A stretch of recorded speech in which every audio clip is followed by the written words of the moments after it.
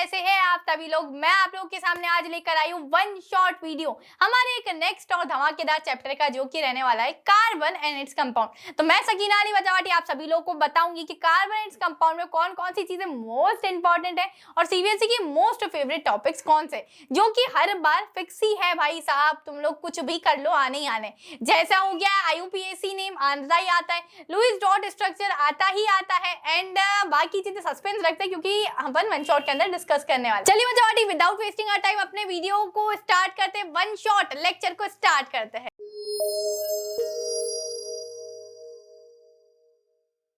Carbon and its compound, तो आप लोग को पता है कार्बन कार्बन एवरीवेयर, जहां जहां देखो वहीं वहीं हमें कार्बन दिखता है। लास्ट चैप्टर का अगर तुम लोग को कुछ ना कुछ चीजें याद हो, अब तो याद रखना ही पड़ेगा यार, एग्जाम आ गए, तुम लोग के पास कोई अनदर ऑप्शन है नहीं। तो तुम लोग को पता होगा कि हम लोगों ने देखा था कि मेटल्स और नॉन मेटल्स के बीच में कैसा बॉन्ड बनता है, जल्दी से बताओ। यस करेक्ट, आयनिक बॉन्ड बनता है। तो तुम्हारी दीदी ने बहुत अच्छे से तुम्हें समझाया था कि आयनिक बॉन्ड क्या होता है। उनके बीच में होता है गिव एंड टेक वाला रिलेशनशिप, ठीक है। सबसे अच्छा एग्जाम्पल कौन सा था? NaCl। NaCl में Na के पास एक इलेक्ट्रॉन एक्स्ट्रा था, तो उसने क्या करा, Cl को दे दिया। Cl के पास डिफिशियंसी थी एक इलेक्ट्रॉन की, और दोनों को इलेक्ट्रॉन एक्सचेंज क्यों किए? दोनों ने स्टेबल होने के लिए, जिंदगी में वी वांट स्टेबिलिटी, ठीक है। तो वो होता है हमारे पास आयनिक बॉन्डिंग, तो आप लोग देख सकते हैं। साथ ही साथ बच्चा पार्टी आप लोग को पता है हर कोई नोबल गैस बनना चाहता है। स्टेबिलिटी किस में होती है? नोबल गैस में, ठीक है। अब बात करते कार्बन की। तो कार्बन क्या है बच्चा पार्टी? हमारा एक मेटल है या फिर नॉन मेटल है? तो let me know in the comment section. चलिए, कार्बन की अगर मैं बात करूं तो कार्बन का एटॉमिक नंबर होता है 6 और इसका इलेक्ट्रॉनिक कॉन्फ़िगरेशन होता है मेरा 2,4। अब यार देखो, इसको भी क्या चाहिए? स्टेबिलिटी, स्टेबिलिटी एंड स्टेबिलिटी, ठीक है। तो अब देखो यार, कार्बन किसके जैसा बनना चाहेगा? कार्बन बनना चाहेगा या तो नियॉन के जैसा बन सकता है, और नियॉन का जो एटॉमिक नंबर है वो है 10, इलेक्ट्रॉनिक कॉन्फ़िगरेशन 2,8, या फिर ये हीलियम के जैसा बन सकता है। हीलियम का जो हमारा एटॉमिक नंबर है वो 2 और इलेक्ट्रॉनिक कॉन्फ़िगरेशन इज आल्सो 2। अब देखो, अगर इसको हीलियम के जैसा बनना है तो इसको 4 इलेक्ट्रॉन्स डोनेट करने पड़ेंगे, निकालने पड़ेंगे ना यार, भगा दो 4 इलेक्ट्रॉन्स को। एंड अगर इसको नियॉन के जैसा पढ़ना है तो इसके पास तो 6 इलेक्ट्रॉन, 4 इलेक्ट्रॉन की जरूरत है भाई साहब। अब क्या करेगा कार्बन? भाई साहब 2 रास्ते हैं, उसके पास कुछ भी कर सकता है कार्बन। चलिए देखते हैं कि कार्बन करता क्या है। सबसे पहली चीज कि कार्बन चाहता है कि ये क्या कर लेगा, गेन कर लेगा। हमें यार किसी भी चीज को देने में बड़ी परेशानी होती है, उसी तरीके से कार्बन को भी अपने इलेक्ट्रॉन्स को देने में बड़ी परेशानी थी। सबसे पहला रास्ता इसने अपनाया कि मैं गेन कर लेता हूँ इलेक्ट्रॉन को, बट गेन करने में बहुत सारी डिफिकल्टी थी। अब जब ये 4 इलेक्ट्रॉन गेन कर लेगा तो इसके पास टोटल नंबर ऑफ इलेक्ट्रॉन हो जाएंगे 10 इलेक्ट्रॉन। एंड प्रोटॉन्स कितने? 6 प्रोटॉन, बिकॉज कार्बन के पास तो अभी 6 इलेक्ट्रॉन ही थे ना, ये 4 तो हमने गेन करे, तो 6 प्रोटॉन 10 इलेक्ट्रॉन्स को बिल्कुल बांध के नहीं रख सकते, तो ये पॉसिबल कंडीशन नहीं हुई, ठीक है। अब यार कार्बन के पास कोई रास्ता नहीं बचा था। दूसरा रास्ता क्या है कार्बन के पास कि ये क्या करेगी, इन चारों इलेक्ट्रॉन को भगा दे एंड सिर्फ और सिर्फ 2 इलेक्ट्रॉन को रहने दे। अब तुम सोचो, कार्बन 4 इलेक्ट्रॉन्स को किसी को दे देगा, एक इलेक्ट्रॉन को देने में ही किसी की जान निकलती है, तो न्यूक्लियस भाई साहब 4 इलेक्ट्रॉन को कभी भी नहीं देने देगा, ठीक है। एंड अगर किसी में से तुम्हें 4 इलेक्ट्रॉन्स को निकालना है ना, तो बहुत ज्यादा एनर्जी की रिक्वायरमेंट होती है, एंड इतनी एनर्जी लाना is impossible। तो ये वाला जो हमारा it could lose 4 electrons forming C4 cation, but it would require a large amount of energy to remove 4 electrons। तो ये भी पॉसिबल नहीं हो पाए। तो मैं क्या करूं, मैं मर जाऊं? ऐसी कंडीशन हो गई है कार्बन की। क्या करेगा कार्बन बताओ तुम लोग? ना तो ये दे पा रहा है ना ले पा रहा है, बट स्टेबिलिटी तो उसको चाहिए। कार्बन ने एक सोचा, आई हैव एन आइडिया। क्या आइडिया था? कि कार्बन करेगा शेयरिंग। Sharing is caring. जब कार्बन शेयरिंग करता है तो उनके बीच में क्या बनता है, कोवेलेंट बॉन्ड बनता है, ठीक है। अब शेयरिंग मतलब कैसा हो गया कि यार अगर हमने किसी चीज को, देखो मान लेते हैं मेरे पास एक इरेजर है, ठीक है, मेरे पास 2 इरेजर थे, और मेरे पास में जो मेरा दोस्त बैठता उसके पास कोई इरेजर ही नहीं था, ठीक है। वो हमेशा मुझसे इरेजर मांगता था कि यार इरेजर दे दे, इरेजर दे दे। मैंने क्या करा कि हम दोनों के बीच में कॉमन इरेजर रख लेते, जब तुझे जरूरत हो इस इरेजर को तू यूज कर लेना, एंड जब मुझे जरूरत होगी उस इरेजर को मैं यूज कर लूंगा। Just like a library. जैसे लाइब्रेरी में बुक्स जो होती है वो क्या होती है, जब हमें रिक्वायरमेंट रिक्वायरमेंट या हमें जरूरत होती तभी हम उसको लाते, जब हमारी जरूरत पूरी हो जाती हम रख देते उस बुक्स को वापस लाइब्रेरी में एंड दूसरा बच्चा उसको ले जाता है। बस इसी तरीके से कार्बन की कहानी थी। कार्बन ने करी कोवेलेंट बॉन्डिंग और कार्बन बिल्कुल हो गया स्टेबल। किस किस के साथ कार्बन कोवेलेंट बॉन्ड बना सकता है? तो खुद के साथ बना सकता है, दूसरों के साथ भी बना सकता है। तो कार्बन के पास कोवेलेंट बॉन्डिंग के बहुत सारे तरीके। चलो मैं डेफिनेशन बताती हूँ। A covalent bond is a chemical bond in which pairs of electrons are shared between two atom. दो एटम्स के बीच में इलेक्ट्रॉन के पेयर जो होते हैं वो शेयर होते हैं। साथ ही साथ बहुत ही स्ट्रॉन्ग बॉन्ड होता है ये, साथ ही साथ इसके लो बॉइलिंग पॉइंट और मेल्टिंग पॉइंट होते हैं। बात करते हो कि कार्बन कितने टाइप्स के बॉन्ड बना सकता है, तो देखते हैं सिंगल बॉन्ड बनाता है, डबल बॉन्ड बनाता है, ट्रिपल बॉन्ड बनाता है। सिंगल बॉन्ड की मैं बात करूं तो देखो यार, कार्बन को सुखी होने के लिए बिल्कुल किसी के इलेक्ट्रॉन्स की जरूरत चाहिए, खुद से सुखी नहीं हो पा रहा है वो। तो देखो अब हम लोग लेते हैं पहले हाइड्रोजन की बात लेते हैं। तो मेरे पास यहाँ एक हाइड्रोजन था, ठीक है, इसका एटॉमिक नंबर 1, ठीक है। तो ये उदास था बिकॉज ये बिल्कुल स्टेबल नहीं बन पा रहा है। स्टेबल बनने के लिए कितने इलेक्ट्रॉन की जरूरत है? 2, Q2, हीलियम जैसा बनना है, ठीक है। इसने ये देखा कि दूसरा दूर एक हाइड्रोजन भी बैठा बैठा बिल्कुल उदास बैठा है। उसने पूछा भाई तू क्यों उदास है? तो उसने अपनी परेशानी सेम बताई, यार मैं भी इसीलिए उदास हूँ क्योंकि यार मुझे भी स्टेबिलिटी नहीं मिल रही है लाइफ में। तो उसने बोला यार तेरी भी प्रॉब्लम सेम है, मेरी भी प्रॉब्लम सेम है, एक काम करते हैं, क्यों ना करे कि तू तेरा एक इलेक्ट्रॉन मेरे साथ शेयर कर दे और मैं मेरा एक इलेक्ट्रॉन तेरे साथ शेयर कर दूंगा, तू भी सुखी मैं भी सुखी। तो उन दोनों ने क्या करा, अपने अपने इलेक्ट्रॉन को बीच में रख दिया। जैसे हम लोग लंच करते हैं ना, तो अपने टिफिन को बीच में रख देते हैं। तुम्हारा दोस्त भी बीच में रख देता है, मैं भी बीच में रख देती हूँ। अगर मेरा टिफिन में जो मैं डिश लाई हूँ आज, अगर उसको लगता है कि अच्छी डिश है तो वो खाता है, एंड अगर मुझे लगता है कि वो वाली डिश अच्छी है तो मैं भी उसकी डिश खा लेती हूँ। तो इस तरीके से इन लोगों के बीच में शेयरिंग हो। देखो इसका एक इलेक्ट्रॉन था हाइड्रोजन का, इसका दूसरा इलेक्ट्रॉन था। अब इसने ये इसका इलेक्ट्रॉन यहाँ दे दिया, शेयरिंग कर दिया, एंड इसने भी कर दिया। तो अब हाइड्रोजन के पास कुल मिला के 2 इलेक्ट्रॉन हो गए। तो इस वाले हाइड्रोजन के पास भी 2 हो गए एंड इस वाले हाइड्रोजन के पास भी 2 हो गए, एंड ये कॉमन इलेक्ट्रॉन है। यहाँ कितने इलेक्ट्रॉन्स की शेयरिंग हो रही है? तो 2 इलेक्ट्रॉन्स की हमारी मेनली शेयरिंग हो रही होती है, ठीक है। एंड मैं किसी भी चीज को बोलूं कि पेयर कितना है, पेयर मतलब देखो अगर मैं इयररिंग्स की बात करूं तो मेरे 2 इयररिंग्स मिलकर एक पेयर बनाता है। शूज की बात करूं तो लेफ्ट वाला पेयर का शूज एंड राइट पेयर का शूज, मतलब पेयर ऑफ शूज है ना, एक राइट वाले पैर का शूज, लेफ्ट वाले पैर का शूज। अब पेयर ऑफ मतलब एक पेयर हुआ ना शूज का, तो उसी तरीके से 2 इलेक्ट्रॉन मिलके 1 पेयर ऑफ इलेक्ट्रॉन बनाते हैं, ठीक है बच्चा, ये समझ में आ गया। अब साथ ही साथ बात करती हूँ मैं आप लोग के सिंगल बॉन्ड और भी हो सकते हैं, जैसे CH4 का एग्जांपल ले लो। तो इसको 4 इलेक्ट्रॉन्स चाहिए, ठीक है, एंड हर हाइड्रोजन को एक एक इलेक्ट्रॉन चाहिए। तो चारों हाइड्रोजन ने अपने एक एक इलेक्ट्रॉन्स यहाँ शेयर किए हैं, ठीक है, एंड ये कार्बन ने अपने 4 इलेक्ट्रॉन शेयर किए। तो कार्बन भी सुखी, कार्बन का भी 8 ऑक्टेट कंप्लीट हो चुका है एंड हाइड्रोजन के पास भी 2-2 इलेक्ट्रॉन्स हो चुके हैं, ठीक है बच्चा। आगे चलते हैं हम लोग डबल बॉन्ड पे। डबल बॉन्ड मतलब क्या? देखो सिंगल बॉन्ड मतलब इनके बीच में सिर्फ और सिर्फ 2 इलेक्ट्रॉन की शेयरिंग हो रही। इसको हम ऐसे भी रिप्रेजेंट कर सकते हैं, ठीक है। इसका मतलब होता है ये 2 इलेक्ट्रॉन्स है और सिंगल बॉन्ड है, ठीक है। अब बात करते हैं डबल बॉन्ड की। तो डबल बॉन्ड में हम ऑक्सीजन का एग्जांपल लेते हैं। जब ऑक्सीजन का आप लोग को पता है एटॉमिक नंबर होता है 8, इलेक्ट्रॉनिक कन्फिगरेशन 2,6। कितने इलेक्ट्रॉन्स की जरूरत है इसको स्टेबल होने के लिए? दीदी सिर्फ 2, ठीक है बच्चा, 2 इलेक्ट्रॉन की जरूरत है। तो अब यार देखो ऑक्सीजन को 2 इलेक्ट्रॉन की जरूरत है स्टेबल होने के लिए, दूसरे ऑक्सीजन को भी 2 इलेक्ट्रॉन की जरूरत है। तो क्यों ना ये लोग 2 इलेक्ट्रॉन की शेयरिंग करवा दे। तो इन्होंने क्या करा, मैं एक पहला ऑक्सीजन हूँ और तुम दूसरे ऑक्सीजन हो, तो मैंने भी 2 इलेक्ट्रॉन दिए मेरे और तुमने भी क्या करा, 2 इलेक्ट्रॉन दे दिए। अब हमारे पास बीच में कॉमनली 4 इलेक्ट्रॉन्स हो चुके हैं। तो हम कैसे बनाएंगे? देखो सबसे पहले बात करते हैं इसके आउटर मोस्ट में 6 इलेक्ट्रॉन है।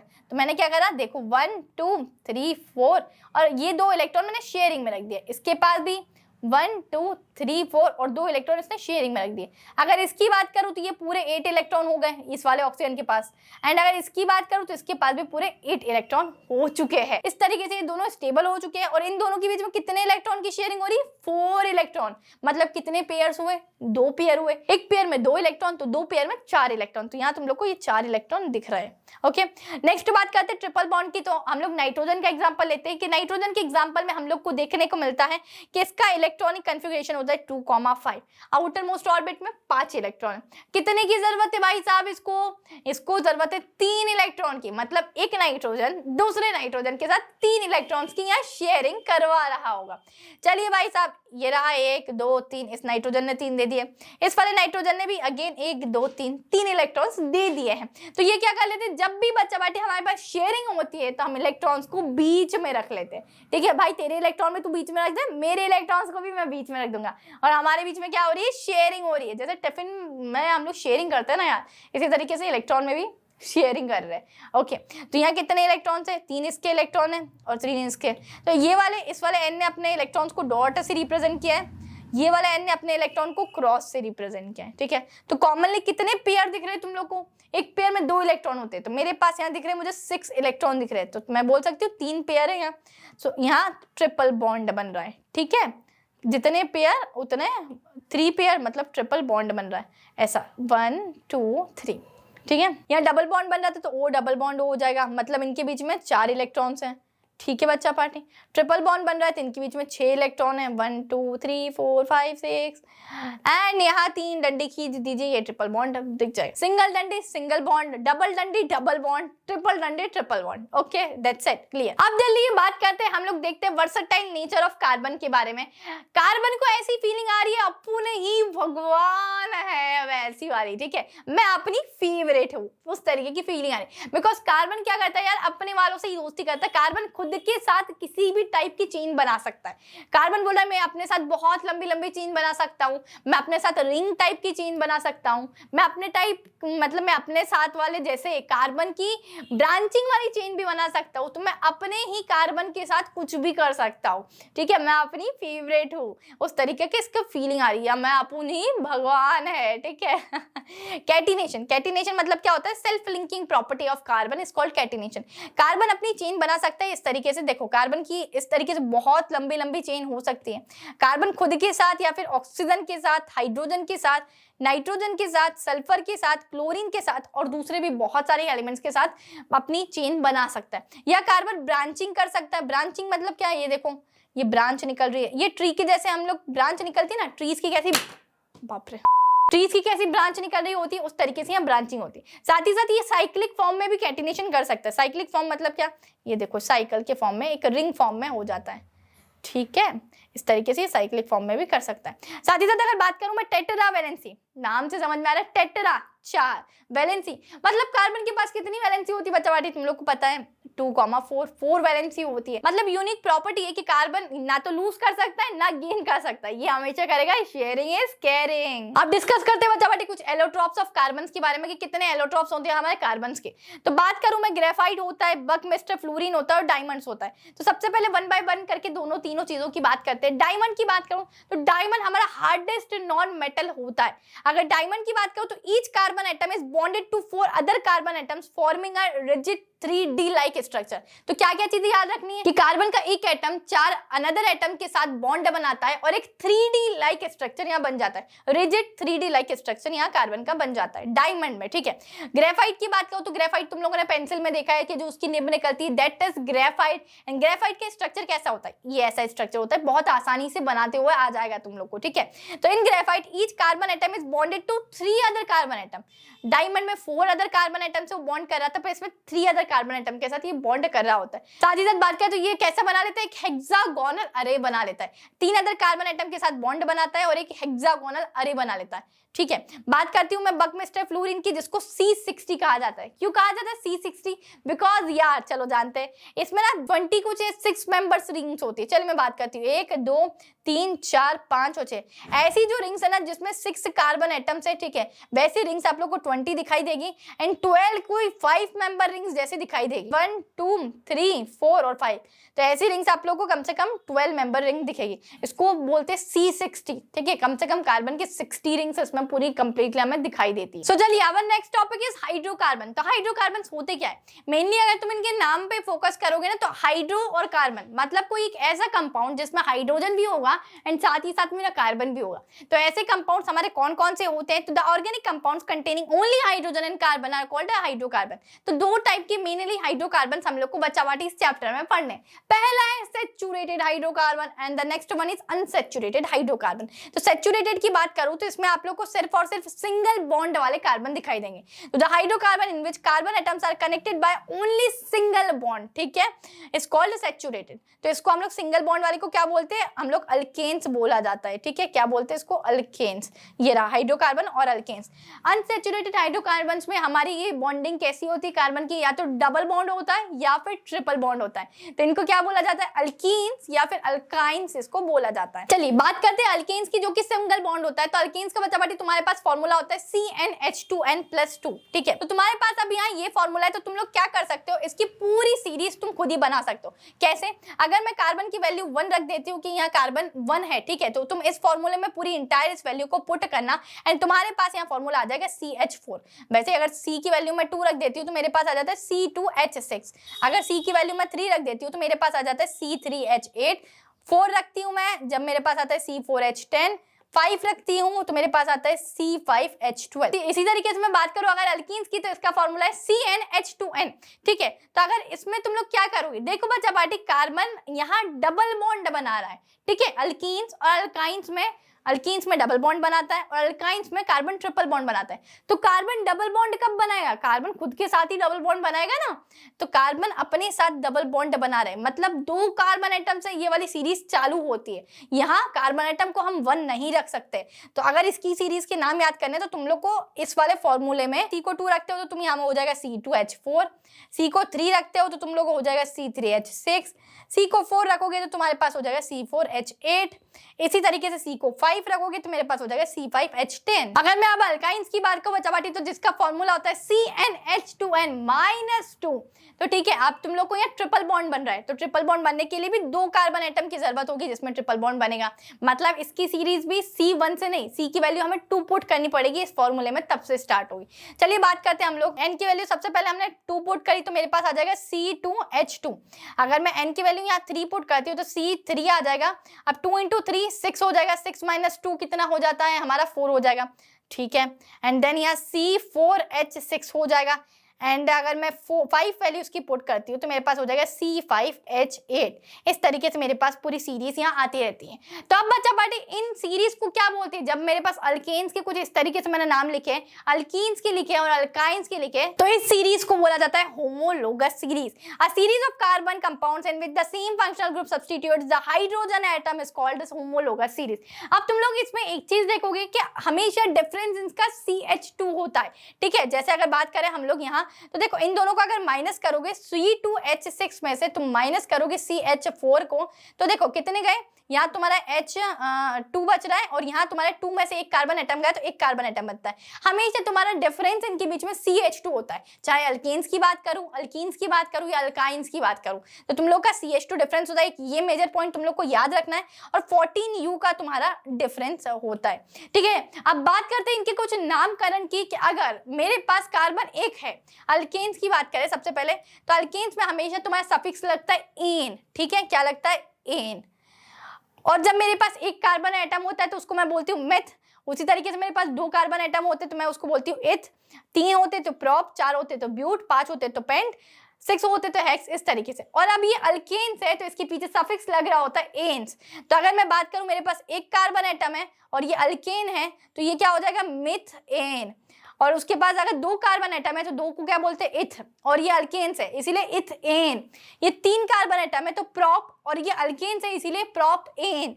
4 कार्बन एटम इसीलिए ब्यूट और एन सफिक्स में तो ब्यूटेन। 5 कार्बन एटम मतलब पेंट और पीछे सफिक्स में एन तो पेंटेन। उसी तरीके से अगर अल्कीन्स की बात करूं मैं बच्चा पार्टी, तो इसके पीछे तुम लोग का सफिक्स लगता है ईन, ENE, ठीक है। अब एक कार्बन एटम के लिए क्या बोलते हैं, मिथ, ठीक है, और पीछे सफिक्स इन तो मिथईन, ठीक है। अब जब ये स्टार्ट होता है 2 कार्बन एटम से, तो 2 कार्बन एटम को क्या बोलते हैं, इथ, और सफिक्स पीछे इन है तो इथईन। वैसी तरीके से अगर हम लोग बोले इसको, ये प्रोप, 3 कार्बन एटम मतलब प्रोप और पीछे ये इन लगेगा तो प्रोपईन। 4 कार्बन एटम को बोलते हैं ब्यूट, पीछे इन लगेगा तो ब्यूटईन। 5 कार्बन एटम को बोलते हैं पेंट, पेंट के पीछे इन लगेगा सफिक्स में तो pentene. Same as it is for alkyne. Alkynes के लिए बताओ अगेन हम लोग 2 कार्बन एटम से स्टार्ट करते हैं। तो अगर आप लोग देखिए 2 कार्बन एटम के लिए हम लोग बोलते हैं इथ, और इसके सफिक्स में हम लोग को हमेशा लग रहा होगा आइन, YNE, ये आइन हमेशा हमारे सफिक्स में लग रहा होगा तो इथाइन, ठीक है। 3 कार्बन एटम के लिए प्रोप और आइन पीछे तो प्रोप आइन। 4 कार्बन एटम के लिए ब्यूट, ब्यूटाइन, 5 कार्बन एटम के लिए पेंट, पेंटाइन। तो इस तरीके से तुम्हारे होमोलोगस सीरीज की ये सभी चीजें कंप्लीट होती है। So our next topic is functional group. तो बच्चा बेटे फंक्शनल ग्रुप क्या होता है? अभी तक हम लोगों ने चेन देखी थी कार्बन की, ठीक है, कार्बन हाइड्रोजन के साथ भी बॉन्डिंग कर लेता है, आप लोगों ने देखा ही था डबल बॉन्ड में, सिंगल बॉन्ड में। चलिए अब मेरे पास यहाँ दिख रहा है कि देखो इसको मैंने पहले ऐसे बनाकर आप लोगों को बताया था, CH और H, कार्बन 4 हाइड्रोजन के साथ ये बॉन्ड बना रहा है, दैट मीन्स ये मीथेन है। अगर मैं क्या करूं बच्चा पार्टी, इसमें से एक हाइड्रोजन को रिमूव करके यहाँ अगर OH ज्वाइन कर देती हूँ तो इसकी इंटायर प्रॉपर्टी चेंज हो जाएगी। मतलब क्या करा मैंने यहाँ एक फंक्शनल ग्रुप को अटैच कर दिया, एक हाइड्रोजन को रिमूव किया और एक फंक्शनल ग्रुप को अटैच किया, तो यहाँ ये मतलब अलग अलग प्रॉपर्टीज इनकी चेंज हो जाएगी। तब मैं बताती हूँ कौन कौन से फंक्शनल ग्रुप है और आप लोग को पढ़ने कैसे है, एंड साथ ही साथ उसके सफिक्स में क्या लगकर आता है तो हम पहचान सकते हैं कि फंक्शनल ग्रुप है। तो देखो बच्चा पार्टी मेनली हमारे पास इतने फंक्शनल ग्रुप है, यहाँ तुम लोग देख सकते हो। एक तो होता है हेलोजन, जिसके प्रीफिक्स में देखो हेलोजन को हम लोग कैसे पहचानते हैं वो भी बताऊंगी, पर हेलोजन को लिखने का तरीका क्या होता है, उसके प्रीफिक्स में हम लोग क्या लिखते हैं, क्लोरो ब्रोमो। अगर क्लोरो क्लोरीन है तो उसको क्लोरो लिखूंगी मैं, अगर यहाँ ब्रोमीन होता Br होता तो ब्रोमो लिखती मैं, ठीक है, आयोडीन होता आई होता तो आयोडो लिखती मैं, ठीक है। नेक्स्ट होता है अल्कोहल, जो अभी हम लोगों ने देखा कि अगर इसकी जगह मैं OH अटैच कर जाती तो ये मेरा अल्कोहल ग्रुप हो जाता है। नेक्स्ट होता है मेरे पास एल्डिहाइड, अगर इसके पास बच्चा पार्टी इस तरीके से मेरे पास होता, CHO लगा हुआ होता यहाँ, तो ये एल्डिहाइड हो जाता है। या तो ऐसा CHO लग सकता है या फिर C डबल बॉन्ड O और H, इस तरीके से भी यहाँ लग सकता है। नेक्स्ट बच्चा पार्टी मेरे पास होता है कीटोन, कीटोन को कैसे लिखते हैं, C डबल बॉन्ड O, इस तरीके से ये कीटोन की पहचान होती है। ये पूरा चार्ट आप लोग के सामने ही है। साथ ही साथ कार्बोक्सिलिक एसिड को कैसे लिखते हैं, इसको लिखते हैं हम लोग COOH, या फिर ऐसे लिख सकते हैं C डबल बॉन्ड O और इस साइड पर OH। अगर मैं हेलोजन की बात करूं तो आप लोग को पता है हेलोजन में क्लोरीन होता है, ब्रोमीन होता है, आयोडीन होता है, ठीक है, डबल और ट्रिपल बॉन्ड हमारे होते हैं। अब चलिए बच्चा पार्टी ये बहुत सारे आप लोग के पास फंक्शनल ग्रुप हो चुके हैं, इसको लिखते कैसे हैं? सबसे पहले आप लोग प्रीफिक्स सफिक्स जान लीजिए। अगर मेरे पास कोई OH लगा हुआ है दैट मींस मेरे पास अल्कोहल लगा हुआ है, ठीक है। अल्कोहल को लिखने का तरीका ऑल, इसके सफिक्स में क्या लगता है ऑल, ठीक है। एल्डिहाइड, जैसे हम लोग ने जाना ये एल्डिहाइड होता है CHO, एल्डिहाइड को लिखने का तरीका अल, उसके पीछे हम लोग कैसे लिखेंगे अल, ठीक है। अगर 3 कार्बन एटम है, जैसे मैं आप लोग को एग्जांपल भी बता देती हूँ एल्डिहाइड का, तो अगर मेरे पास 3 कार्बन एटम है, ठीक है, और उसके साथ मेरे पास ये 3 कार्बन एटम है और उसके साथ ऐसा कुछ लगा हुआ है, ठीक है, तो इसको मैं क्या कर लिखूंगी, प्रोपेनल, प्रोपेनल। तो ये अल लगाया क्योंकि ये एल्डिहाइड ग्रुप इसके साथ अटैच था। तो तुम लोग को ग्रुप्स पहचानने आने चाहिए कि कौन सा फंक्शनल ग्रुप अटैच है। अगर अल्कोहल अटैच होता तो प्रोपेनॉल लिखती। इसी तरीके से अगर यहाँ देखो 3 कार्बन एटम है इसीलिए प्रोप लिख रही हूँ, अल्कोहल अटैच होता तो प्रोपेनॉल लिखते। उसी तरीके से अगर कार्बोक्सिलिक एसिड होता तो हम लोग ओइक एसिड लगाते हैं, मतलब प्रोपेनोइक एसिड, ठीक है। 3 कार्बन एटम की बात कर रहे हैं, सभी एग्जांपल सेम दे रही हूँ, प्रोपेनोइक एसिड। अगर मेरे पास कीटोन होता तो इसको क्या लगाते हम, ओन लगाते हैं, मतलब प्रोपेनोन। देखो अगर मेरे पास इस तरीके से कुछ होता है और ये C डबल बॉन्ड हो तो ये क्या है, मेरा ये कीटोन वाला ग्रुप अटैच है, तो यहाँ मैं लिखती प्रोपेनोन, ठीक है, इस तरीके से ये अटैच हो जाता।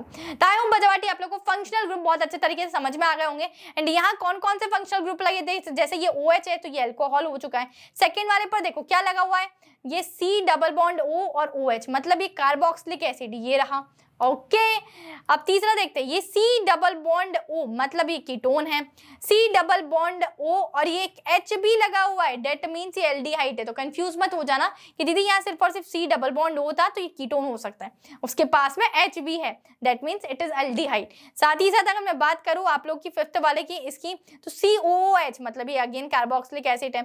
इसकी बात करते हैं हम लोग, तो यहाँ आप लोग को पता है CHO लगा हुआ है, ये रहा, हम ऐसे भी लिख सकते हैं, तो ये अगेन मेरा एल्डिहाइड ग्रुप हो गया। चलिए फंक्शनल ग्रुप की मैं एक आप लोग को छोटी सी टेबल समझा देती हूँ जिससे तुम लोग को और क्लैरिटी आ जाएगी। जैसे मेरे पास हेलो अल्कीन्स है, ठीक है, अब आप लोग को पता है हेलोजेंस में आप लोग के पास होता है ब्रोमीन, आयोडीन और क्लोरीन, ठीक है, और प्रीफिक्स में क्लोरो लगता है अगर क्लोरीन है तो, ब्रोमीन है तो ब्रोमो लगता है, आयोडीन है तो आयोडो लगता है। मेरे पास कितने कार्बन की चेन दिखाई दे रही है, तो आप लोग देख सकते हैं 1 2 और 3 कार्बन की चेन दिख रही है। साथ ही साथ एक क्लोरीन ग्रुप अटैच्ड है, मतलब क्या हो जाएगा, क्लोरो प्रोपेन, क्योंकि इसको प्रीफिक्स में लगाना है, तो क्लोरीन था इसलिए क्लोरो और प्रोपेन।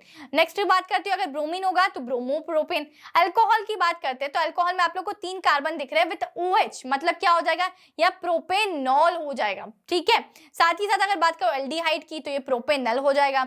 ये रहा हमारा कीटोन, तो ये कीटोन ग्रुप अटैच्ड है, ये प्रोपेनॉन हो जाएगा। कार्बोक्सिलिक एसिड की बात करूं तो ओइक एसिड लगता है, 3 कार्बन एटम है एंड प्रोपेनोइक एसिड हो जाएगा। अल्कीन्स की बात करूं तो प्रोपीन हो जाता है। अल्कीन्स में कितने ये लगते हैं हमारे बच्चा पार्टी, डबल बॉन्ड लगते हैं, तो ये रहा हमारा डबल बॉन्ड।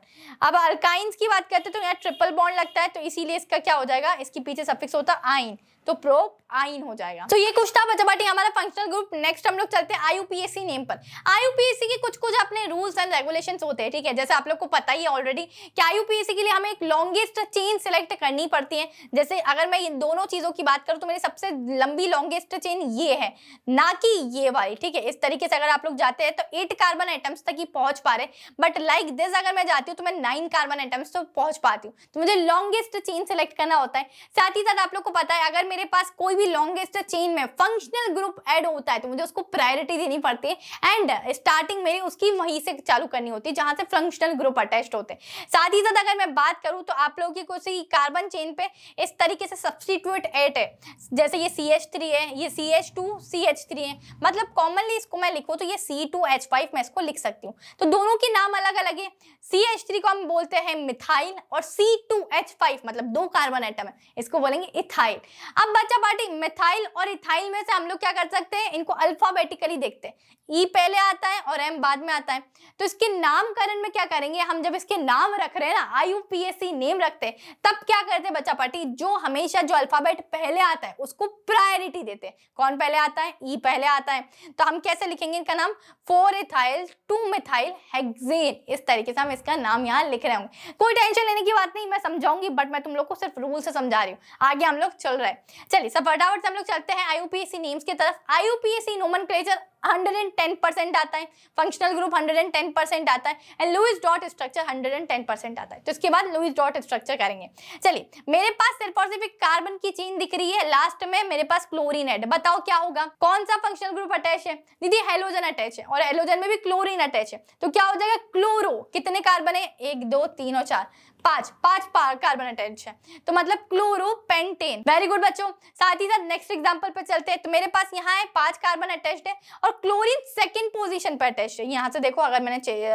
चूज करी तो आप लोगों को पता है जहां भी हमारा कोई सब्स्टिट्यूट या फंक्शनल ग्रुप अटैच होता है वहां से हम प्रायोरिटी से नंबरिंग करते हैं। मेरे पास मैं अगर नंबरिंग यहाँ से भी कर सकती थी 1 2 3 और 4, पर ये 4th कार्बन एटम पर आया था। अगर मैं नंबरिंग यहाँ से करती हूँ तो ये 2nd कार्बन एटम पर आ जाता है, मतलब मैं इसको प्रायोरिटी दूंगी जो 2nd कार्बन एटम पर आ रहा है, क्योंकि यहाँ मेरे पास फंक्शनल ग्रुप अटैच्ड है, इसीलिए हमने यहाँ से नंबरिंग करी। अब मेरे पास इस 2nd वाले कार्बन पर मुझे क्लोरीन अटैच दिख रहा है, तो क्या मैं ऐसा लिख सकती हूँ 2 क्लोरो, क्योंकि 2nd कार्बन पर था, है ना। और कितने कार्बन एटम है, पेंटेन, तो 2 क्लोरोपेंटेन हमने यहाँ लिख दिया है बच्चा पार्टी। अब साथ ही साथ आगे चलते हैं हम लोग। तो देख मेरे पास एक लॉन्ग कार्बन चेन है और इस पे मेरे पास एक जगह क्लोरीन भी अटैच है और एक जगह मेरे पास ब्रोमीन भी अटैच्ड है। तो देखो अब मैं क्या करूंगी बच्चा पार्टी, आप लोग को पता है क्लोरीन की स्पेलिंग C से चालू होती, बट ब्रोमीन की स्पेलिंग किससे चालू होती, B से चालू होती। अभी मैंने बताया अल्फाबेटिकली ऑर्डर को तुम लोग को प्रायोरिटी देनी पड़ती, अल्फाबेट में B पहले आ जाता है, बट नंबरिंग की बात करूं तो हमने नंबरिंग में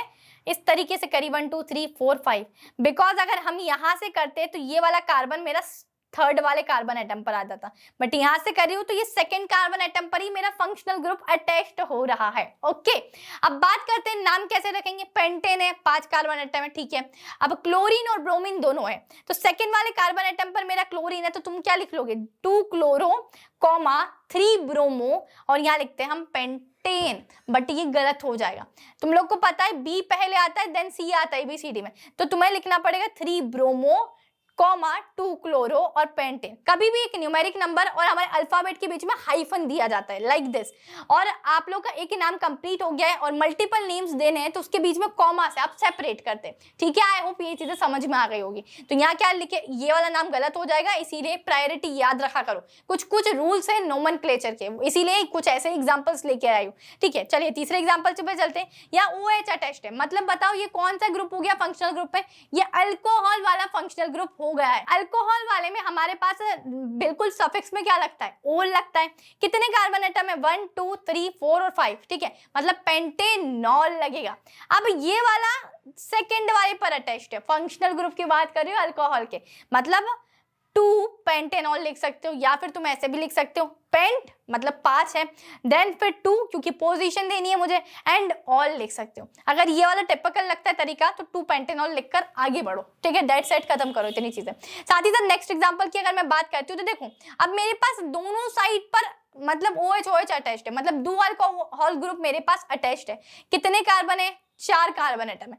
अब मैं नंबरिंग करूंगी तो यहां से करूंगी 1 2 3 4, बिकॉज प्रायोरिटी में रखना है ना फंक्शनल ग्रुप को। अगर तुम यहां से करते नंबरिंग तो ये तीसरे पर आता, ठीक है, तो हमें यहाँ ही से करनी पड़ेगी। तो अब देखो तुम कैसे लिख सकते हो, मैं लिख सकती हूँ 2 कॉमा, क्योंकि हमारे पास 2 नंबर है ना, 2 नंबर के बीच में सेपरेट करने के लिए मुझे कॉमा लगाना पड़ता है, 2 कॉमा 2, और अब नंबर और मेरे पास अल्फाबेट है तो मेरे लगेगा हाइफन, ठीक है, 2 कॉमा 2, 2 बार अल्कोहल आ रहा है तो इसीलिए लगाऊंगी डाई, ठीक है, डाई, और देन मैं लगाऊंगी 4 कार्बन एटम है तो ब्यूट, ठीक है, और अल्कोहल इसीलिए लगाया मैंने ऑल। आई होप समझ में आ गया होगा, ठीक है, नहीं तो वापस से आप लोग रिवर्स करके देख सकते हैं। साथ ही साथ उस तरीके से मेरे पास बहुत सारे नोमेनक्लेचर है, तो बच्चा पार्टी आप लोग देख सकते हैं पॉज करके, और खुद से पहले ट्राई करने की कोशिश करना कि तुमको इनके नाम आ रहे हैं या नहीं, because these are some important IUPAC name जो मैं आप लोग को स्क्रीन पर शो कर रही हूँ। चलो एक और तरीका वाला मैं बता देती हूँ आप लोग को, ये तरीका हमारा बाकी रह गया था, बाकी वो सभी सेम है, सभी में फंक्शनल ग्रुप अटैच्ड हो रहे। अब मेरे पास क्या होता है, फंक्शनल ग्रुप के अलावा मेरे पास सब्स्टिट्यूएंट भी होते हैं, जैसे मीथेन होता है CH4, अगर मैं इसमें से एक हाइड्रोजन को डिलीट कर देती हूँ, ठीक है, तो ये क्या हो जाएगा, मिथाइल हो जाएगा, ठीक है, C2H6 पर इसमें से एक हाइड्रोजन डिलीट कर देती हूँ तो C2H5 इथाइल हो जाएगा। C3H8 प्रोपेन है, बट अगर इसमें से एक हाइड्रोजन डिलीट कर देती हूँ तो प्रोपाइल हो जाता है। चलिए अगर ये कार्बन चेन के ऊपर तुम लोग का CH3 या फिर C2H5 ऐसा कुछ लगाओ तो क्या लिखोगे बताओ। चलिए देखते हैं, एक एग्जांपल ट्राई करते हैं। 1 2 3 4 5 5 कार्बन एटम की चेन है, नंबरिंग कैसे करोगे, जहां से सब्स्टिट्यूट लगाए, तो देखो यहीं से 1 2 3 4 और 5, सेकेंड कार्बन एटम के ऊपर मुझे CH3 लगाए, CH3 का क्या नाम है, मिथाइल, तो मैं लिखूंगी 2 मिथाइल, और कितने कार्बन एटम है, 5, तो पेंटेन, ठीक है। इसी तरीके से तुम्हारे पास 2 सब्स्टिट्यूट अगर लगे हुए तो मैं नंबरिंग यहीं से करूंगी 1 2 3 4 और 5, ठीक है, बट अब तुमने ये याद रखना है, ये इसको मिथाइल बोलते हैं, C2H5 इसको इथाइल बोलते हैं, ठीक है, तो तुम कैसे लिखोगे 2 मिथाइल 3 इथाइल पेंटेन, गलत हो जाएगा। क्यों गलत हो जाएगा, क्योंकि E पहले आता है और M बाद में आता है, तो तुम लोग को लिखना पड़ेगा 3 इथाइल 2 मिथाइल पेंटेन। ये समझ लेना, एक नंबर और अल्फाबेट के बीच में हाइफन से सेपरेट करते हैं, एक से ज्यादा हमें लिखने हो तो बिल्कुल कॉमा से सेपरेट करते हैं, ठीक है बच्चा पार्टी। ये कुछ चीजें तुम लोग ट्राई करोगी तो आई होप तुम्हें आ ही जाए, बट ये याद रखना IUPAC हमेशा हर बार आता ही आता है, तो इनको बिल्कुल भी छोड़कर मत जाना। अब बच्चा पार्टी बात करते हैं लुईस डॉट स्ट्रक्चर की, तो देखो तुम्हारे पास कोई भी कंपाउंड का नाम दिया हुआ होगा, अब तुम लोग को डॉट स्ट्रक्चर में इसको ड्रॉ करके दिखाना है। चलो मैं 1-2 एग्जांपल तो तुम लोग को सिखा देती हूँ, बाकी तुम खुद से ट्राई करके देखना तो बहुत जल्दी तुम्हें आ जाएगा। चलिए बात करते हैं, मेरे पास सबसे स्टार्टिंग हम लोग थोड़ा आसान से करते हैं, मीथेन है, मतलब क्या होता है, एक कार्बन एटम है और 4 हाइड्रोजन है, तो मैं सेंटर में कार्बन को लिख दूंगी और 4 हाइड्रोजन इस तरीके से लिखे हुए हैं। आप लोग को पता है कार्बन के पास कितने आउटर मोस्ट ऑर्बिट में इलेक्ट्रॉन होते हैं, कार्बन का इलेक्ट्रॉनिक कन्फिगरेशन है 2,4, आउटर मोस्ट ऑर्बिट में इसके पास है 4 इलेक्ट्रॉन। जितनी भी आउटर मोस्ट ऑर्बिट में इलेक्ट्रॉन होते हैं उसको ड्रॉ कर दिया करो आसपास। मैंने कार्बन के इलेक्ट्रॉन्स डॉट से ड्रॉ किए और हाइड्रोजन के इलेक्ट्रॉन्स मैंने क्रॉस से ड्रॉ किए, गॉट इट, ठीक है, दोनों के अलग अलग से ड्रॉ करना तभी तो पहचान बन पाएगी, नहीं तो कैसे पहचानेंगे, ठीक है। तो चलिए कार्बन को मैंने सबसे पहले सेंटर में लिख दिया, देन उसके इलेक्ट्रॉन्स को मैंने चारों को डॉट से ड्रॉ कर दिए। अब मेरे पास 4 हाइड्रोजन भी थे, सभी हाइड्रोजन को मैंने इस तरीके से एक एक जगह पर लगा लिया। अब हाइड्रोजन के जो इलेक्ट्रॉन्स थे इसको मैंने क्रॉस से डिनोट किया, ठीक है, तो ये क्रॉस मतलब अब हर हाइड्रोजन के पास एक एक इलेक्ट्रॉन तो है, हाइड्रोजन का तो कॉन्फ़िगरेशन भी 1 है, एटॉमिक नंबर भी 1 है, तो इस तरीके से 1 2 3 4 5। अब तुम अगर सेपरेटली देखोगे तो कार्बन को स्टेबल होने के लिए चाहिए थे 8 इलेक्ट्रॉन और हाइड्रोजन को स्टेबल होने के लिए चाहिए थे 2 इलेक्ट्रॉन। कार्बन का सबसे पहले सर्कल देखते हैं, तो कार्बन को अगर मैं इस तरीके से सर्कल करूं तो देखो कितने इलेक्ट्रॉन दिख रहे हैं, 1 2 3 4 5 6 7 एंड 8। वाओ, कार्बन तो हो चुका है स्टेबल। हाइड्रोजन की बात करें, हाइड्रोजन शेयरिंग कर लेगा अब जो हमारे कार्बन के जितने इलेक्ट्रॉन थे उससे। देखो इसके 2 इलेक्ट्रॉन कंप्लीट हो गए, इसके 2 इलेक्ट्रॉन कंप्लीट हो गए, इसके भी कंप्लीट हो गए, इसके भी कंप्लीट हो गए। इस तरीके से तुम लोग को स्ट्रक्चर बना के बताना है और यही मेरा होता है लोएस्ट डॉट स्ट्रक्चर। चलिए मैं नेक्स्ट एग्जाम्पल तुम लोग को एक सिखाती हूँ। कौन सा सिखाया है, कौन सा सिखाया है? चलिए हम लोग ये वाला टफ एग्जाम्पल करके देखते हैं। वो सारे इजी थे, तुम लोग खुद भी करके देख सकते हो। टफ एग्जाम्पल में मेरे पास था साइक्लोप्रोपेन मुझे बनाना है। प्रोपेन मतलब 3 कार्बन एटम की बात करी जा रही है। साइक्लो मतलब कुछ एक साइक्लिक स्ट्रक्चर होगा, ठीक है। साइक्लिक स्ट्रक्चर मतलब 3 ये कार्बन है मेरे पास, ठीक है। और मेरे पास प्रोपेन है ना, मतलब हर के 2-2 हाइड्रोजन लिख दो तुम लोग, ठीक है। दीदी 2 हाइड्रोजन कैसे लिखे तो मैं बताती हूँ आप लोगों को, ठीक है। अब देखो ये कार्बन के पास कितने हैं, अब इस कार्बन की बात को कितनी वैलेंसी है, 4 वैलेंसी है, जिसमें से 2 हाइड्रोजन ने शेयर कर ली है, ठीक है। तो और 2 किसने शेयर कर ली है आप लोग की, एक इस वाले कार्बन ने शेयर कर ली और एक इस वाले कार्बन ने शेयर कर ली, तो हो गई 4। अब इस कार्बन के साथ भी वैसा ही, एक हाइड्रोजन ने शेयर करी, दूसरी हाइड्रोजन ने शेयर करी, एक इस कार्बन ने शेयर करी और एक इस कार्बन ने शेयर करी, ठीक है। इसी तरीके से हमने हर कार्बन के 2 हाइड्रोजन लिखे हैं, ठीक है। जस्ट वैलेंसी के हिसाब से हम लोगों ने कंप्लीट किया है। तो अब मैं क्या करूंगी, तुम्हें हर किसी भी नाम के मतलब जो कंपाउंड्स है उसके इस तरीके से स्ट्रक्चर बनाना आना चाहिए। अगर तुम्हें ये स्ट्रक्चर बनाना आता है तो तुम लोग मतलब तुम ना लौटते ये वाले लुईस डॉट स्ट्रक्चर ड्रॉ कर सकते हो। मैंने कुछ नहीं किया, 3 कार्बन के एटम्स बना लिए। अब आप लोग को पता है हर कार्बन के एटम के पास कितने आउटर मोस्ट ऑर्बिट में कितने इलेक्ट्रॉन्स होते हैं, 4 इलेक्ट्रॉन होते हैं। मैं रेड पेन से आप लोग को शो कर रही हूँ। देखो इसके मैंने 4 इलेक्ट्रॉन बनाए, 1 2 3 और 4, ये कार्बन के 4 हो गए, ठीक है। अब इसके जो 2 हाइड्रोजन थे वो ये रहे हाइड्रोजन, और हाइड्रोजन को मैंने क्रॉस से बनाया उसके इलेक्ट्रॉन्स को, तो ये हाइड्रोजन का एक इलेक्ट्रॉन, ये हाइड्रोजन के दूसरे इलेक्ट्रॉन, ठीक है। अब बच्चा बाटी नेक्स्ट कार्बन एटम है, नेक्स्ट कार्बन एटम के भी मुझे 4 इलेक्ट्रॉन बनाने, तो 1 2 3 और 4 इलेक्ट्रॉन मैंने नेक्स्ट कार्बन एटम के बना ली। इसके 2 हाइड्रोजन है तो इसके 2 हाइड्रोजन बनाए, उन दोनों की भी 2-2 इलेक्ट्रॉन हमने क्रॉस से रिप्रेजेंट कर दी। तीसरे कार्बन की बात करते हैं, इसके पास भी 4 आउटर मोस्ट ऑर्बिट में इलेक्ट्रॉन है, तो 1 2 3 और 4 इलेक्ट्रॉन ड्रॉ कर लिए। एंड अब इसके भी 2 हाइड्रोजन होंगे तो इसके भी 2 हाइड्रोजन हम लोग ने बना लिए हैं, एंड इसके भी यहाँ 2 क्रॉस से हमने रिप्रेजेंट कर दिए। अब अगर मैं बात करती हूँ, मुझे कार्बन को स्टेबल करने के लिए 8 इलेक्ट्रॉन्स चाहिए। चलो हम लोग ड्रॉ करके देखते हैं। देखो अब मेरे पास इस सर्कल के अंदर 8 इलेक्ट्रॉन्स आने चाहिए। गिनते हैं 1 2 3 4 5 6 7 8। ग्रेट, हमारे पास यहाँ अगर मैं इस सर्कल को ड्रॉ करती हूँ तो कार्बन के पास मेरे आउटर मोस्ट ऑर्बिट में कितने इलेक्ट्रॉन्स हो जाएंगे, 2,8, और ये स्टेबल हो चुका होगा। हाइड्रोजन को सिर्फ 2 इलेक्ट्रॉन चाहिए, तो हम इस तरीके से इसका सर्कल कर सकते हैं, same as it is for this carbon और same as it is for this carbon. तो ये साइक्लोप्रोपेन का भी मैंने तुम लोग को स्ट्रक्चर बना के बताया। तुम लोग इथाइन का ट्राई करना। इथाइन में क्या होता है, 3 हमारे डबल बॉन्ड होते हैं। अब 3 डबल बॉन्ड होते हैं, एक चीज मैं बता दूं, इस कार्बन ने अगर अपनी 3 वैलेंसी इसके साथ शेयर कर ली तो इसके पास एक ही वैलेंसी बची है जो इस हाइड्रोजन के साथ शेयर करेगा, सेम एज इट इज, ठीक है। अगर यहाँ इथाइन ना हो कि इथीन होता तो कुछ और स्ट्रक्चर इसका होता। तो इस तरीके से मैंने 3 इलेक्ट्रॉन यहाँ शेयर किए एंड 1 इलेक्ट्रॉन इसके साथ शेयर किया है।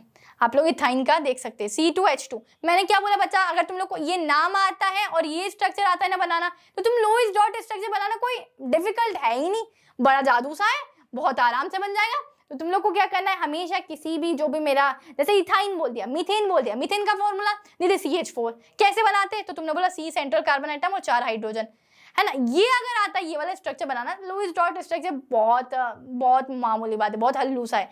इथेन C2H6, तो ये भी एक बार ड्रॉ करके आप लोग देख लेना। ये सभी लुईस डॉट स्ट्रक्चर बहुत ज्यादा बच्चा पार्टी इंपॉर्टेंट है। तो बच्चा पार्टी अब हम लोग को कुछ डिस्कस करनी है chemical properties of carbon compound. तो कार्बन कंपाउंड की क्या क्या केमिकल प्रॉपर्टीज रहने वाली। सबसे पहली बात है हमारे पास यहाँ कुछ टाइप्स के रिएक्शन देखनी है। अब ये रिएक्शन बहुत इंपॉर्टेंट है, जो बहुत ज्यादा इंपॉर्टेंट है उसको बताती हुए चलूंगी। सबसे पहले उसमें होती है हमारी कंबशन रिएक्शन, ठीक है। ऐसी कौन कौन सी रिएक्शन है जिसको करने में हमारे पास कंबशन होता है। चलिए सबसे पहले मैं बताती हूँ आप लोगों को, जब मैंने कार्बन को ऑक्सीजन के साथ रिएक्ट करा तो मुझे मिलता है CO2, हीट और लाइट मिलता है। पहली रिएक्शन कंबशन में याद रखनी। सेकंड रिएक्शन, जब मेरे पास CH4 है, अब CH4 का क्या नाम होता है बच्चा पार्टी, मीथेन। मीथेन को जब मैं ऑक्सीजन के साथ रिएक्ट कराऊंगी तब मुझे प्रोडक्ट में मिलता है CO2, H2O, heat and light.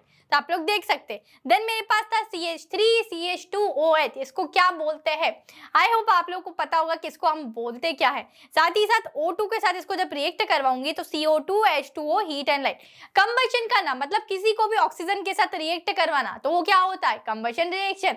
And इसमें 3 टाइप की रिएक्शन हम लोग ने पढ़ी। पहला हम लोग कार्बन के साथ रिएक्ट करवाया, दूसरा मीथेन से, तीसरा होता है हम C2H5OH के साथ रिएक्ट करवाते। अब बच्चा बेटी मेरे पास नेक्स्ट रिएक्शन होती है ऑक्सीडेशन रिएक्शन। मतलब यहाँ कुछ ना कुछ चीजें ऑक्सीजन से ऐड हो रही होगी, तभी तो किसी चीज का ऑक्सीडेशन होता है। Addition of oxygen is called oxidation. So simple दीदी। ओके चलिए CH3CH2OH, मतलब मेरे पास यहाँ इथेनॉल है। इथेनॉल को हम लोग ऑक्सीडाइज करवाएंगे, कैसे? तो in the presence of KMnO4 plus heat, और साथ ही साथ in the presence of acidified K2Cr2O7 plus heat की प्रेजेंस में हमने इसको इथेनॉल को क्या करवाया बच्चा पार्टी? हमने करवाया ऑक्सीडाइज, और उससे हमको मिलता है इथेनोइक एसिड। तो आप लोग को याद रखना है ऑक्सीडेशन रिएक्शन में क्या होता है, इथेनॉल से हम बनाते हैं ethanoic acid in the presence of K2Cr2O7 और KMnO4 प्लस हीट। अब एडिशन रिएक्शन बच्चा पार्टी ये बहुत ज्यादा इंपॉर्टेंट है, ये पूछी जाती है। तो इसमें अल्कीन को हम अल्केन में कन्वर्ट करते हैं, तो वो होता है हमारा हाइड्रोजनेशन, और इन द प्रेजेंस ऑफ निकल कैटलिस्ट के अंदर हम लोग इसको करते हैं। अब इसमें क्या होता है, हमारा जो ऑयल होता है उसको किस में कन्वर्ट करते हैं? So let me know in the comment section कि आप लोग को पता है या फिर नहीं पता, देन मैं बताने तो वाली हूँ, ठीक है। अब देखो इस पे हमारे पास क्या होता है, C डबल बॉन्ड C और 4 मेरे पास R लगे हुए होते हैं। साथ ही साथ इसको मैं H2 के साथ रिएक्ट करवाती हूँ इन द प्रेजेंस ऑफ निकल कैटलिस्ट, तो ये मेरा हाइड्रोजनेशन होता है। अब मेरे पास प्रोडक्ट साइड क्या होता है, ये सिंगल बॉन्ड में कन्वर्ट हो जाता है डबल बॉन्ड, ठीक है। और ये जो हमारे 4 R तो थे ही थे, और ये H2 जो मेरे साथ है ना, ये ऊपर लग जाता है, ठीक है। तो ये कैसे टूटा, ये वाला बॉन्ड जो हमारा डबल बॉन्ड था वो यहाँ टूट के 2 H के साथ अटैच्ड हो गया है। तो ये क्या हुआ, मेरे अल्कीन के साथ अल्कीन को कन्वर्ट करवाना, and this is known as hydrogenation reaction, ठीक है। तो एडिशन रिएक्शन, या फिर तुम लोग को अगर ये कुछ ऐसा एक्सप्रेशन दिखे कि कंप्लीट दिस रिएक्शन, तो तुम लोग को आना चाहिए। साथ ही साथ नेक्स्ट होती है मेरी fourth reaction, that is substitution reaction. ये भी अगेन इंपॉर्टेंट है। आप लोग को क्या होता है, CH4 को Cl2 के साथ रिएक्ट करवा जाता, but in the presence of sunlight की प्रेजेंस में। अब क्या होता है, अभी तक ये CH4 था इस तरीके से, ठीक है। इसमें से क्या करेगा, ये Cl2 के साथ रिएक्ट करा इसने, तो इसमें से बच्चा पार्टी ये एक हमारा हाइड्रोजन हट के Cl लग जाता है। मतलब अब मेरे पास प्रोडक्ट कैसा बन रहा होगा, ये 3H, ठीक है। एंड यहाँ मेरे पास क्लोरीन लग रहा होगा, और इसका एक H इसके साथ Cl2 के साथ रिएक्ट कर देगा, एक H और 2 Cl2, मतलब क्या बनेगा, HCl बन जाएगा। अब मेरे पास 2 चीजें और बाकी है, एक तो हमें इथेनॉल पढ़ना है और दूसरा पढ़ना है इथेनोइक एसिड। इथेनॉल की किस टाइप से रिएक्शन होती है, चलिए हम लोग देख लेते हैं। सबसे पहले अगर मैं इथेनॉल की बात करूँ तो ऑल लग रहा है, मतलब ये कौन सी फैमिली से बिलोंग कर रहा होगा, तो बच्चा बेटी आप लोग को पता है ये अल्कोहल फैमिली का मेंबर होगा, ऑल लग रहा है सफिक्स में, ठीक है। देन मॉलिक्यूलर फॉर्मूला होता है इथेनॉल को C2H5OH। साथ ही साथ इसका नेचर कैसा होता है, बड़ा न्यूट्रल सा नेचर होता है इसका। रिएक्शंस की बात कर लेते हैं बच्चा बाटी, तो इसमें रिएक्शन होती है जब हमने सोडियम के साथ CH3CH2OH मतलब इथेनॉल को रिएक्ट करवाया, तब मेरे पास मिलता है सोडियम इथॉक्साइड, जिसका फॉर्मूला होता है CH3CH2O- Na+ और H2 बाहर निकल जाता है।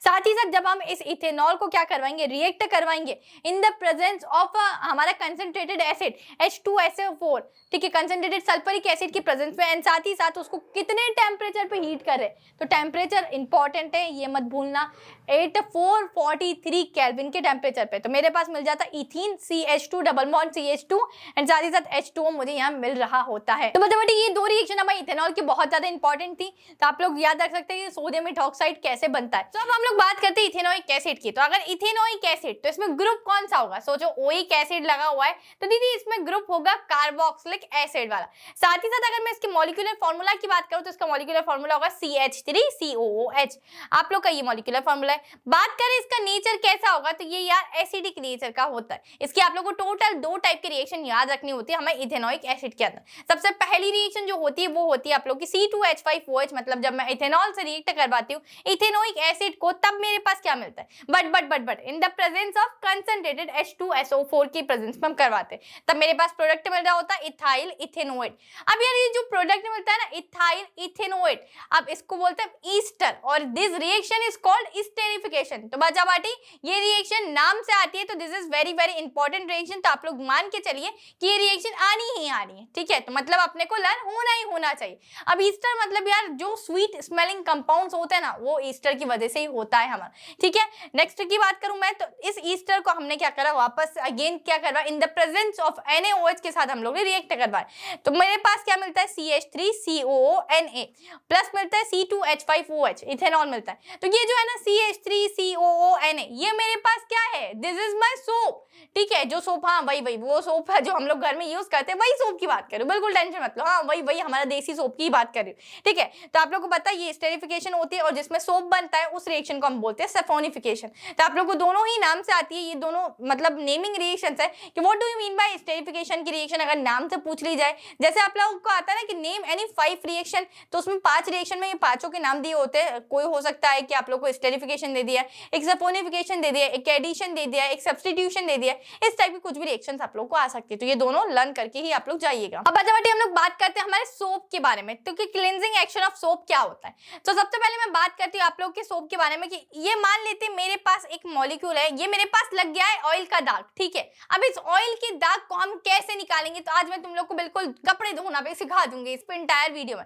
अब सबसे पहले बच्चा बाटी आप लोग को पता है कि हमारे सोप का क्या फॉर्मूला होता है, दैट इज CH3COO Na, ठीक है। तो ये माइनस होता है और Na प्लस में होता है, आप लोग को पता है। अब आप लोग को दिख रहा है हमारा कुछ इस तरीके का डायग्राम दिख रहा है, ठीक है। इसमें आप लोग को दिख रहा है Na प्लस और इसमें ये आप लोग को पीछे साइड ये दिख रहा है, इस तरीके के कुछ टेल टाइप आप लोग को एक डायग्राम दिख रहा है।